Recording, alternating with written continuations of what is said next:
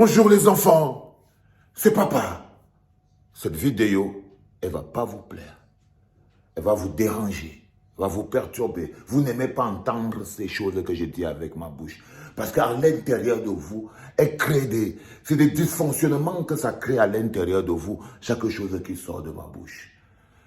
Bienvenue dans le premier podcast de la journée, les enfants, bienvenue à la clinique. Vous voyez cette photo-là, ça c'est Dadju. Je vous montre toujours le derrière du décor. C'est-à-dire que là, vous avez eu un Dadju, ce qu'il était venu faire.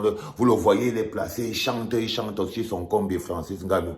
Dadju, utilisé, icône, avec un objectif, venir vous faire atténuer la misère. Venir embellir la misère. Venir vous faire croire que vous n'êtes pas si mal que ça. Venir embellir votre propre souffrance. Il est arrivé, le Francis Ngannou. Donc, il était invité dans le cadre de ce festival. Il a chanté, c'était magnifique et tout. Mais ce qui est intéressant, il n'est pas seulement parti à la briqueterie.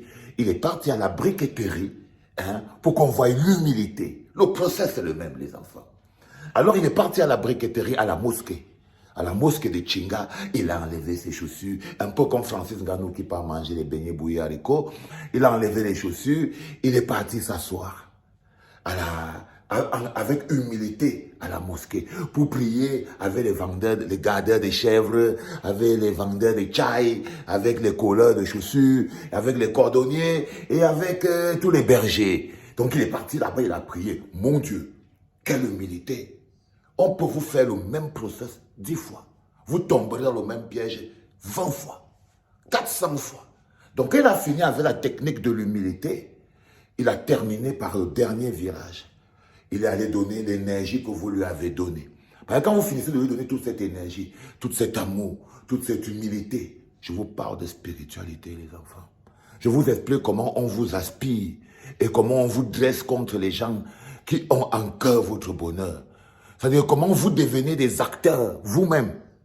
Comment vous combattez vous-même. Comment vous arrivez à combattre vous-même pour le compte de l'oppresseur, les gens qui se battent pour notre suivi collectif. C'est-à-dire que comment la magie se passe pour que pour un oui ou pour un non, toi, tu te mets à insulter Valsero qui pose un problème à Chantal Mbia. Parce que Chantal Mbia aura réussi à mettre entre elle et Valsero l'homme qu'on appelle Dadju. Donc, quand vous avez fini de leur donner tout cet amour propre, le gars il est parti à la mosquée, il a prié et tout, et il est parti voir maintenant le vrai business, le foutage de gueule. Comment c'est que ça faiblit? Il est parti faire il est parti dans l'école des enfants pour aller partager les cadeaux. On appelle ça embellir la misère. Utiliser les meilleurs d'entre vous pour vous agresser. Maintenant, moi, je parle de ça. Comment c'est que ça va se passer? Moi, ma cible, par exemple, c'est Chantal Mbia dans sa manipulation. Maintenant, vous allez voir qu'entre Chantal Mbia et moi, elle a placé Dadju. J'ai tout envoyé. J'ai tout envoyé, ça veut dire que le gars fait carambolage, tout le monde est tombé par terre. Et maintenant, il y a vous. Ils vont maintenant se servir de l'amour que vous avez pour Dadju pour venir m'attaquer. Oh, laisse les gens tranquilles. Qu'est-ce qui te fait quoi? Tu es toujours en train de tout exagérer. Va travailler. Oh, Ngannou, t'as sert à quoi? Pourquoi? Ça veut dire que, mais, vous croyez que vous défendez Dadju ou Ngannou? Mais non, vous défendez seulement Chantal Mbia. Parce que c'est elle qui les a utilisés tous les deux pour les dresser. Parce qu'elle ne peut pas se battre contre moi. Mais elle a besoin de vous. Quand je vous dis que comment c'est qu'une poignée de jeunes, comment une poignée de grabataires de 5% réussissent à contrôler 95% de jeunes dynamiques et intelligents, c'est parce qu'ils peuvent prendre à l'intérieur de ces 95% par le biais des icônes. Oui, par le biais des icônes. C'est-à-dire, comment ils font pour recruter? Là, par exemple, vous êtes tous recrutés. C'est-à-dire que votre amour pour Dadju va venir protéger Chantal Mbia. Oui. Je vous explique comment ça se passe, les enfants. Votre amour pour Dadju, votre amour pour Francis Ngannou, qui eux ont été cooptés pour aller protéger Chantal Mbia. Parce que si vous ne saviez pas comment elle profite de ça comme ça veut dire que soit j'applaudis, on applaudit, on dit wow, magnifique, je ne sais pas ce qu'on doit applaudir là, que Dadju est parti donner les... Mais ok, vous pouvez applaudir, il a un bon cœur, il est généreux, Chantal Mbia est gentil, machin truc, tout ça là. Vous applaudissez. Et moi, dès que je veux seulement dire que les gars, vous avez d'applaudir l'eau. Parce que le but C'est ça, c'est qu'elle veut être protégée. Donc elle utilise pour sa propagande. Et quand moi j'attaque, vous m'attaquez. Mais elle tire sa protection du mur de protection de l'amour que vous avez pour Dadju et pour Nganou. Et là, vous comprenez par exemple que si Dadju s'est retrouvé là-bas, ce n'est pas par hasard. Nganou est certainement assis de l'autre côté, en train d'attendre que Chantal Biya et Dadju finissent de donner les cadeaux. Peut-être qu'il a seulement eu peur ou honte, mais quand les photos vont encore sortir, parce que vous savez, sur Internet, toutes les photos finissent toujours encore par venir arriver sur Internet.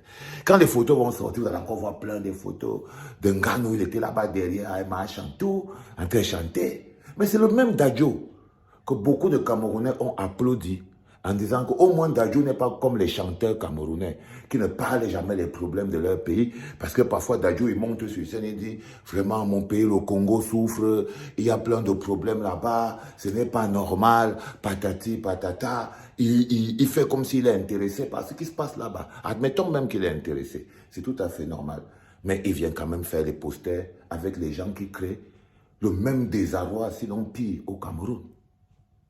Sinon pire au Cameroun. Donc, vous devez comprendre à un moment, à quel moment vous êtes manipulé. À quel moment vous êtes utilisé. Vous êtes utilisé contre votre gré. Peut-être que vous n'êtes même pas au courant. Vous êtes utilisé pour protéger l'oppresseur.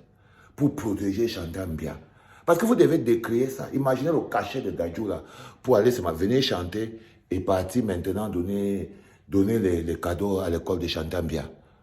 Imaginez le cachet, imagine le nombre de routes que ça pouvait goudronner, le nombre d'écoles que ça pouvait construire, le nombre de tables banques que ça pouvait acheter, le nombre de pénicillines, de totapen que ça pouvait mettre dans les hôpitaux, le nombre de 1 franc que ça pouvait donner aux OTS, des enseignants qui souffrent comme des maboules.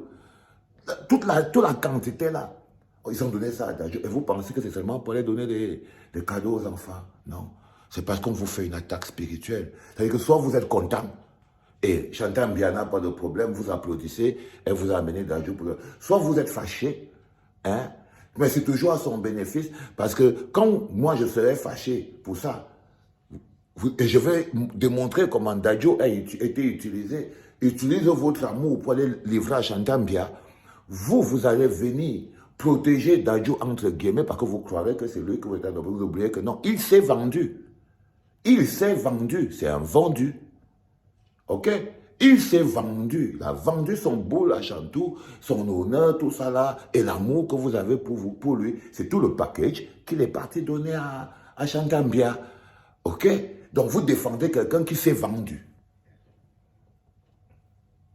Face à quelqu'un qui défend nos propres intérêts, c'est-à-dire les petits 1 franc là qu'on allait utiliser pour acheter les pénicillines, les totapen, les banques, les petites bandes, l'eau, donner un peu aux OTS et tout. L'autre cachet là, c'était pas rien. C'était pas rien, les enfants. Je passe par ces mécanismes spirituels et psychologiques, aussi lourds que cela puisse me paraître. Si vous croyez que supporter vos insultes, alors que j'essaye de vous faire voir les choses clairement pour me stopper, non. C'est si j'arrête que j'aurai des problèmes, parce que j'aurai abandonné, parce que vous aurez réussi à me faire abandonner. C'est-à-dire que vous aurez réussi à tellement à m'insulter, à essayer de m'étouffer, à essayer de me museler, vous aurez joué le rôle de Chantal Biya. Vous serez en train d'essayer de m'étouffer, de me museler par les insultes, par les ceci, par les cela et tout. Mais je ne vais pas m'arrêter. Allez lui dire à Chantal Biya que je ne vais pas m'arrêter. Pas du tout. Et les Dadju, tout ça là, c'est les vendus. C'est les pauvres petits vendus qui se servent de l'amour que vous avez pour eux pour aller vendre votre avenir et votre énergie à vos oppresseurs et vous dressent contre moi qui ne vous a rien fait, sinon qui a défendu ce que nous avons en commun, nous les petits gens. Qui a défendu ce que nous avons en commun. Il ne peut pas supporter les Dadju et les machins trucs en défendant les petits gens. Parce qu'ils ne sont pas au service des petits gens. C'est incompatible. C'est totalement incompatible. C'est très important, les enfants. Ça, vous devez le comprendre. Allez, c'était le premier podcast de la journée. J'ai mon beau qui s'appelle Mr. Arthur qui vient d'arriver. Hein? Faites-lui un coucou. C'est parfait. Il va faire un petit sauna. Et moi, je suis là au calme. Je vous dis ciao. Portez-vous bien. C'était le premier. C'était papa.